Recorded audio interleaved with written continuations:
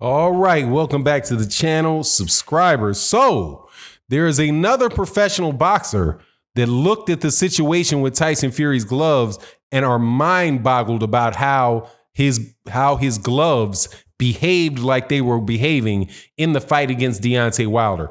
This one is Steve Cunningham, who also fought Tyson Fury, was the first American to fight Tyson Fury in the United States. Let's talk about what Steve Cunningham has to say and what impact it has over the Tyson Fury Deontay Wilder glove issue.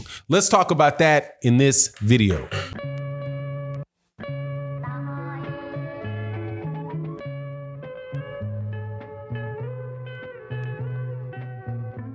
All right, welcome back. Look, man, this thing with these gloves is a seriously wild situation that the WBC and the Nevada State Athletic Commission need to make a statement about. They need to look into because this idea that what Young Pharaoh and somebody else put out, the videos that they put out about this glove and how it looks like Tyson Fury's hand is at the bottom of his glove and he's actually hitting Deontay Wilder with no pad on his glove, and all the still films that they did and all that.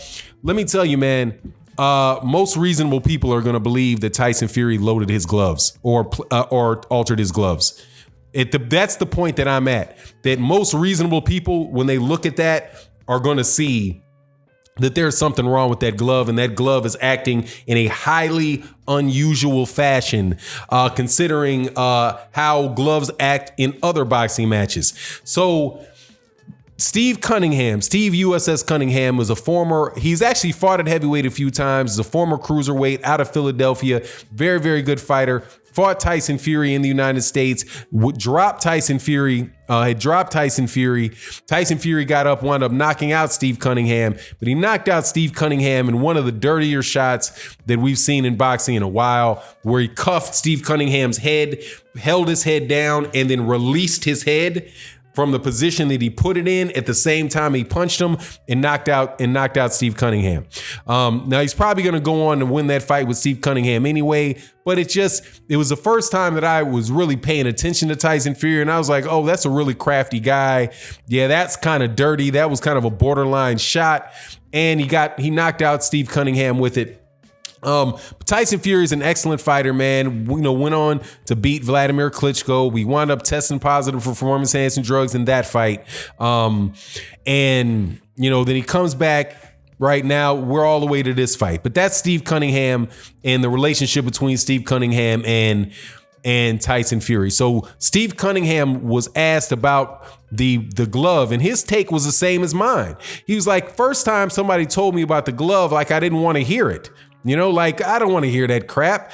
Just say, man, he lost a fight. Let's move on. He moves to the next thing. You're not inclined to go look at the fight again, to go look for what could be characterized as an excuse for Deontay Wilder. Most people don't want to do that. Most people just want to say, okay, the fight is ended. Let's move on to the next fight, right?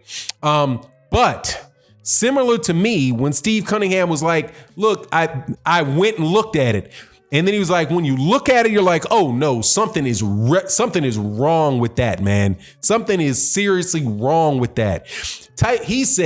Steve Cunningham said that he's been fighting since 1996. He said he's never seen a glove act like that before. He's never seen a hand flare out at 90 degrees like that while you're throwing a punch. And it's obvious at this point. It's obvious at this point that either accidentally, just through some major defect in the glove or defect in his wrist or something, that he could not get his hand, a balled fist, all the way over here. Because remember, your hand is supposed to be balled up. It's supposed to be in a fist. Any way you go, either this slap, he's somehow slapping from way out here, or he's hitting him with this, or he's hitting him with the knuckles. But this is the second guy, heavyweight boxer, that looked at that fight, looked at those punches, are like, nah, man, I think he played with his gloves, because gloves don't act like that. And what boggles my mind is that anybody would behave as if they do. If you can, at a certain point in time, you can rely on you. I think it's when there's something that is not super blatant. I think you can say, okay, look, man, the fight, bygones be bygones. We got another fight coming. The original stance that I took, that there's a fight coming up. There's a rematch clause there. The guy's going to fight again. We'll see how it turns out. But in a situation like this, where you really can see something that a guy did, and it is an example of something that can be seen and used by other fighters, to call that, you have got to draw attention to it, especially the people that are involved in, and that being the WBC and the Nevada State Athletic Commission. The Nevada State Athletic Commission was tasked with overseeing and sanctioning, allowing that fight to take place in Nevada. And I am quite sure that they do not want to have people playing games with gloves and being able to get into a ring and virtually hit a guy with nothing but gauze and leather over your hand instead of having the padded glove, because this is combat sports, and it's already a very, very dangerous sport. If what this guy is being accused of, and quite honestly looks like he is participating in, is very, very dangerous, very dangerous. And it is one guy who put his own interests and his own desire to achieve ahead of the safety of other fighters, and was that willing to cheat that blatantly. And you guys are not going to say anything about it. Or I can't say cheat, because I don't know. To cheat says that I would have to know that he did that and did that person on purpose. I don't know whether or not he did that on purpose, but it is very, very, very difficult for me to get my head around the fact that I see knuckles hanging out of his glove. Now, there was somebody that came by my live stream yesterday, and he's like, yeah, I see, it looks like knuckles, because that's knuckles, man. There's no question. That's a finger. I've looked at it closely in other pictures. That's a finger. That's this part of his finger way down here hanging out. And then somebody else pointed out that the guy had Deontay Wilder's blood on his hand wraps. How do you get blood on a hand wrap? Now, I haven't seen that, so you got to check it for yourself, but at least I'm saying that. How do you get the other guy's blood on your hand wraps if your hand is inside of a glove? If that is what he did, that is essentially bare knuckle fighting. And you have got to say something about it. You've got to fix that problem, because boxing is always going to be on thin ice, man, because you're away from a death taking place on live TV. But if it took place because somebody did what Tyson Fury did what he did on purpose, that would just be an absolute shame. And it doesn't even matter really whether or not it was his fist or his palm or whatever, because they're all repeated illegal punches. So the question is, even to Kenny Bayless, Kenny, you saw these slapping punches. Why didn't you say anything about it?